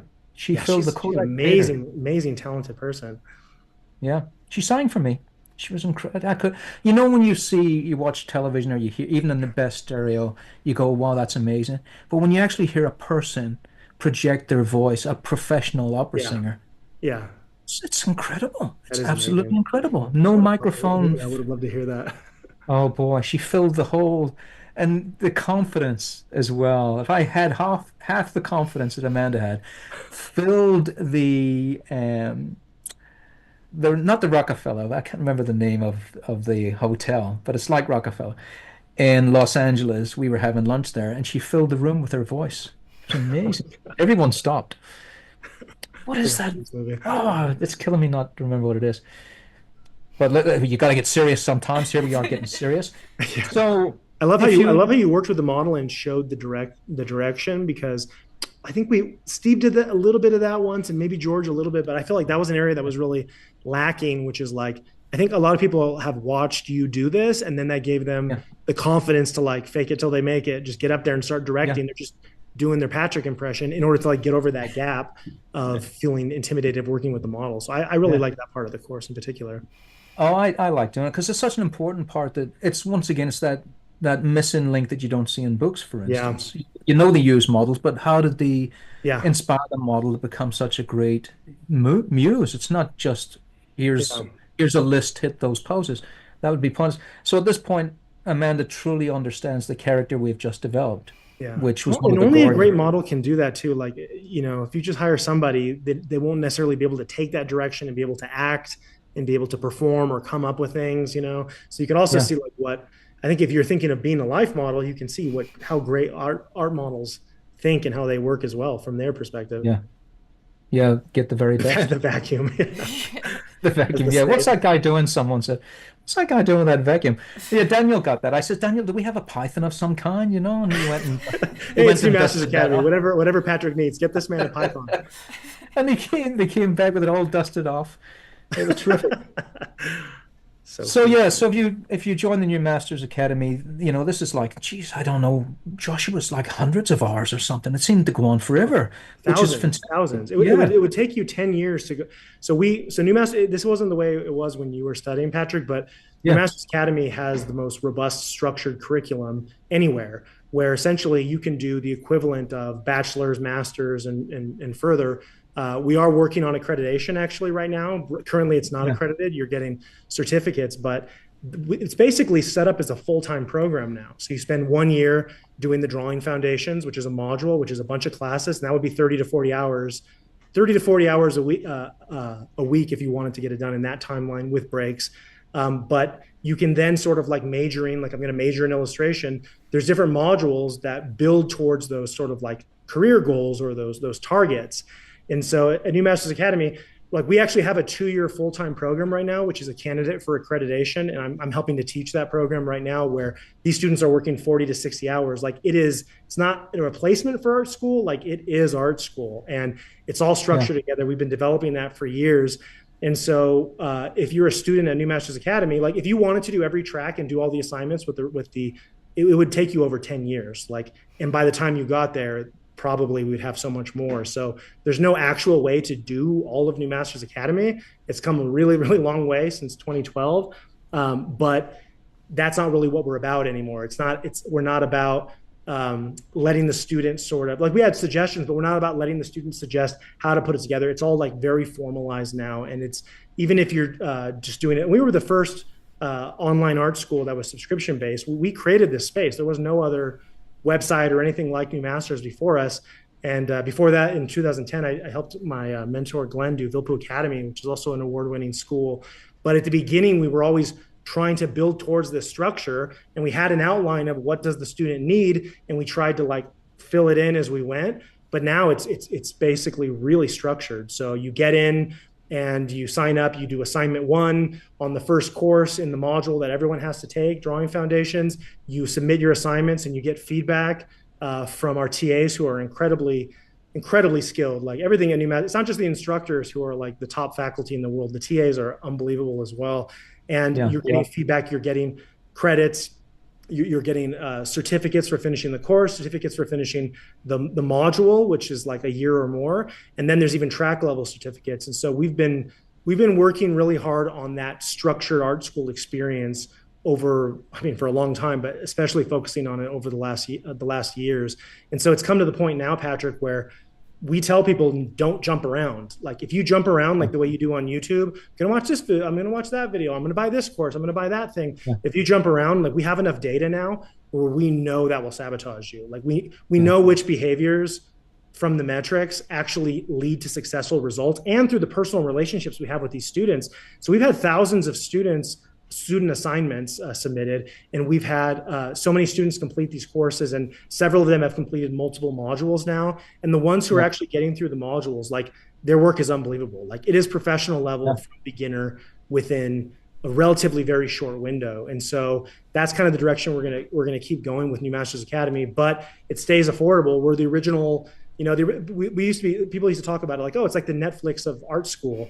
We were the original version of that, and we are still going to keep it affordable, keep it as low cost as possible, keep it the leading art school in the world, online or in person, but we're also pushing students hard. It's not required. You can still jump around, but we push students very hard into this structured program with interactivity because we just get way better results that way. And it was always the mission, and we're just trying to move closer and closer to that now.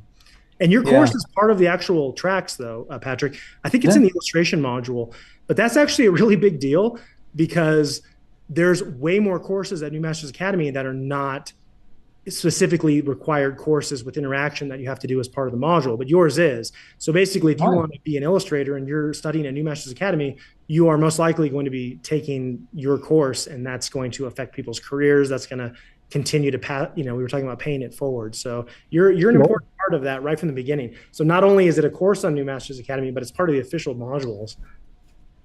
Can't believe it. Thank you so much, Joshua. That's amazing. Seems like And Go it's ahead. just it emptied my mind there because I had lots of questions, and then my heart got all filled with that, and my mind went blank. Just a What? tactic. I got to keep Patrick off on his toes. No, it's Oh, come back to me. Keep him off balance. Now that I've calmed down, uh, what it is about the new masters that I thought was here's something else that is really truly missing, Yeah. I believe anyway, is you can get all the courses in the world, but there's a coldness to just having the data. What's amazing about new masters is like I'll just take a name for instance, Marion Littlejohn. I can listen to Marianne talk all day. That Scottish burr, I can cook to that. I can do anything I want, and I'm learning as I listen. And the fact that you have those great teachers that are so warm, Yeah. it makes it more the community that has just never existed before. This big community of like-minded souls, and not a fearful one, not a fear one to be feared among them, you Yeah. know? I I remember think scary teachers. you're part of that, but I think New Masters Academy from the beginning, because the first instructors that we started with was Ed Frodden, who's one of the most successful, if not the most successful monument sculptor alive Yeah. from the United States. People like Bill Perkins, these like Academy Award winning, unbelievable, like the people Bill Perkins and Steve Houston and Glenn Vilppu and people like this, Danny Galliotti, Yeah. Juliet Aristides. But that was that was a it was a deal breaker for us. Like we didn't want people who were popular, but we didn't think their skills were that great, or people who were kind of Yeah. like performative, where maybe they were like presenting something that they wanted to control and not. It had to be like legit teachers with mastery in their field who could perform on a dime, who could draw from imagination. They could draw right in front of you, not a Bob Ross kind of a situation where you're misleading the viewer. What, like for example, Bob Ross, who everyone loves. Most people think, millions of people think he was drawing from imagination, but he wasn't. He actually he painted from reference. They had that off camera, and he was Yeah. referencing that, and he's like, oh, let's add a tree, let's add a happy little thing. It's actually already like in his vision, he can see it, and then they would do it again. So there's like that Hollywood magic or the behind the scenes Marvel Yeah. thing. Oh, look at him, he's just drawing a character from imagination. Well, Yeah. same thing. So there's like the Hollywood, the show business, the look right here, look right here, nothing here, nothing here. Ooh, look at this. There's that sort of like history of performance. And that is so alive and well in the art world. It's actually the most dominant thing. So if you see somebody doing some amazing painting and they're just laying it Yeah. all down, it's probably not what it looks like. It's not, it's real, but it's performative. It's not as it seems. And so for New Masters Academy, we've had many contracts, many opportunities that didn't go through because the instructor, including one of the most famous artists in the world, probably one of the most famous artists with young people who passed away. There's people who are like legends, but they wanted to control the shoot. They didn't want Yeah. anybody in the room. It got weird, and we never agreed to that. And so to be on New Masters Academy, talk about imposter syndrome, you have to be the real deal. And so I think that just having that really high level of faculty and the commitment and the type of people that we are, like, it keeps attracting more of that. And so at this point, it's like self-sustaining. Like the people who want to be at New Masters Academy are the people we want to be at New Masters Academy. But we're not interested in fame. We're not interested in selling content, making money. Like it's always been a mission for us from the very beginning. We wanted to change the art world. We wanted to bring back mastery. We wanted to create foundational art education that did not exist. And we wanted to change things. And that's exactly what we've done, because there's been so many websites and schools have popped up, and they're doing it the New Masters Academy way, and that way keeps evolving. And then even the students of New Masters Academy are becoming masters, and they're now in leadership positions at top studios and stuff. And so like we're trying to change the culture. We're like a torpedo, and Yeah. the fact that it's mission first, I think that attracts people like you who are authentic, legitimate artists, and it scares off others, but that's the only way we want it. That's what we want at Yeah. New Masters Academy. Well, there's a testimonial for it there, Joshua. Let's say we go back to 10 years before I was mostly just tracing, and people they demonize tracing, but it's what professionals do every single day in every Patrick, studio. that's what people are doing on camera. The most what they do famous, all the time. popular people, like we can Yeah. tell when they're tracing, and You can that's what tell. artists have been doing since the old masters. Like tracing is a Forever. normal part of the process. It's what they do, and there's nothing wrong with it. But where it fails most is that you can, like you say, you can tell. You can Yeah. tell. Now, before New Masters, I could draw really well, Yeah. but it wasn't to this standard. And if I had to get something as polished as that, it would be a trace. I would start with a trace and then I would draw from the trace. But this has been drawn from scratch, and I could not do that without the new masters. I couldn't have done it. So this is a 10-year proof of concept right Yeah. here. And not only draw this, but fearlessly, with joy. Yeah. Tracing was not a joy. Tracing was, I would get my head under that light box, or they were called artoscopes, and I would be ashamed the whole time, my ass hanging out the back. That's all people saw when we were under those cushions. And I would just be in there for as short a time as possible and then come out and draw. But I Yeah. saw people in there, Joshua, for 2 hours, and they would come out and they'd be sweat drenched, and the drawing would be finished. They Yeah. would not draw beyond the trace. They would just go in there and render. There's, I think a lot of this comes Nightmare. from the comic industry too, because like Yeah. I've heard a lot of, I've talked to a lot of comic artists who have told me that supposedly this comic artist never traced or this, but then they would work for them and their job was tracing stuff all day long. So a lot of it I think Yeah. is like, it's performance. Like Bob Ross is a perfect example. Like it looks like it's Yeah. from imagination, it's not, or behind the scenes marvel. But then also like it's just like people lie about it. Like they're not, like people like Yeah. James Gurney are very forthright. Like, oh, I took this reference of myself on the thing, and then I made a little model, and here's how I do it. But I think a lot of professionals, I would even dare to say most professionals are not forthright with their process. They're not, they don't really want you to know how they're doing it. And then there's all these fake beefs and stuff like, oh, this YouTuber's calling out this YouTuber, this TikToker's calling out this TikToker. Oh, you're tracing. No, you're tracing. And then we look at it because they're, you can see their level is like teenage level work. And you're like, oh, they're both tracing.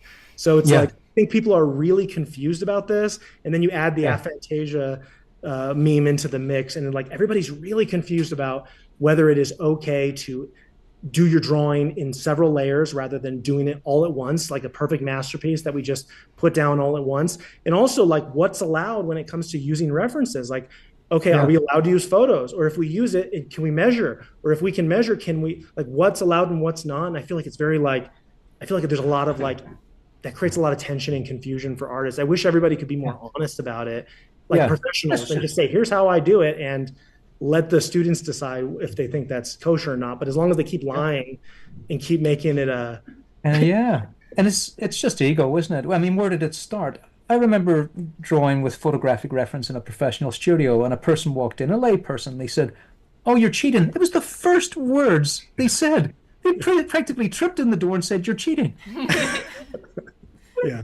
And this is what we do. We use references to draw. From the old masters had models, we have photographs. There's nothing. Classic illustrators. You think Norman Yeah. Rockwell wasn't tracing? Like all of Oh, these classic boy. illustrators that people look up to and stuff.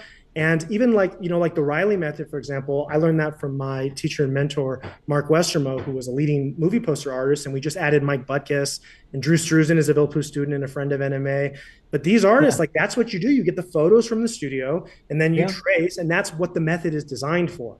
So like, Yeah. one line, the other line, and then like that core shadow. Well, that works really well when you already have the positions of everything and when you have deadlines and when you're working like this is what professionals do, and this is what Alphonse Mucha and this is what a lot of like people's heroes do. But for some reason there's like this kind of beginner, it's like a Reddit community thing. There's this fictional version of what artists are and who could do it. And these people who are like, oh, this person's like a savant, they can draw anything out of their imagination. That's not true. That's not true. Yeah. You can sketch loosely things, but if it comes out looking like a final drawing, they prepared. Yeah. We could show it. 100%. We could do like those magician videos where they're like, remember, I don't know if you remember, like a long time ago, they have these videos where it shows somebody would like break down the trick. Like it is an illusion. So if you think you're not talented because you Yeah. can't draw as well as this TikToker's drawing, well, you can keep working on it, of course, but it's very possible that what you're seeing is not what you think you're seeing. Yeah, Yeah. absolutely true. We're gonna get And that's flagged what for we- this. Yeah, I think we need to demystify how it works, and that's what Truth. New Master. Let's just New be Master- honest. Yeah. And let's all relax, and let's not all be fearful about being caught out, because there's nothing to be caught out about. Yeah.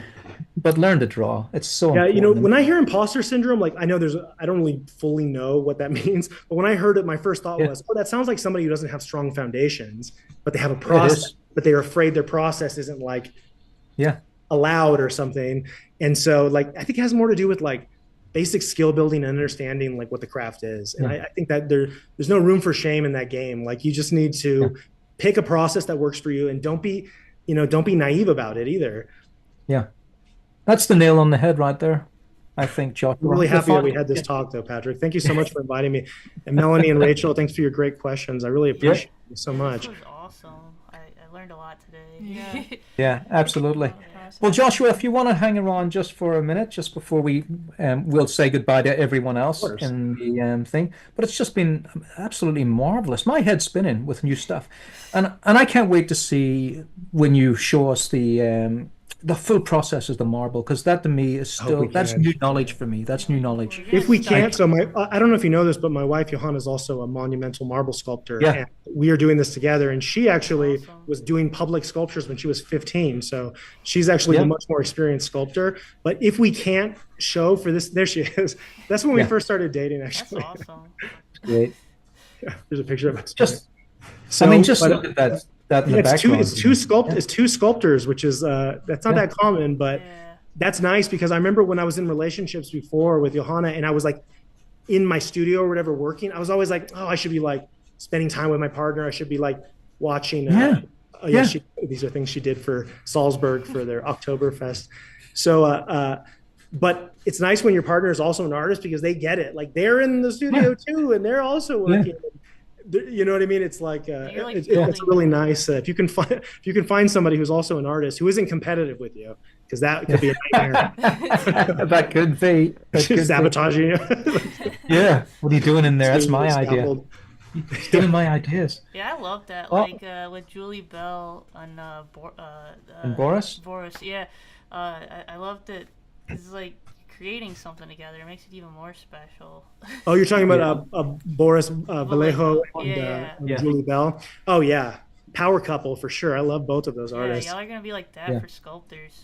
You're gonna start the We're new trying. American Renaissance.